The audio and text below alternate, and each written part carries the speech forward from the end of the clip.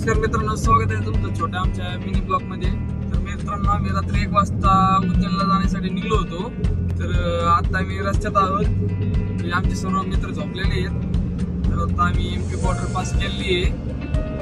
चला तर पुढचा प्रवास दाखवतो. ट्रॅफिकला टाटा बाय बाय करत आम्ही निघलो होतो उज्जैनच्या दिशेने.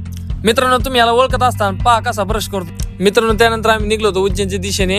ट्रॅफिक आमचा पिच्छा सोडायचं काय नाव घेत नव्हती. या गाडीला पाहून तुम्हाला काय वाटतं नक्की कमेंट करून सांगा. मित्रांनो, आम्ही किराणा घ्यायला थांबलो होतो. पहा, सचिन कांदे निवडतोय. तो कांदे निवडत होता तोपर्यंत मी किराणा घेतला. त्यात आपली रेहान शेट म्हणते इथं DMart असतं बरं झालं असतं. रेहान शेटला हा म्हणत आपण गाडी तिथून काढ. यांचं तोंड चालत होतं. यांचं तोंड काय थांबायचं नाव काय घेत नव्हतं.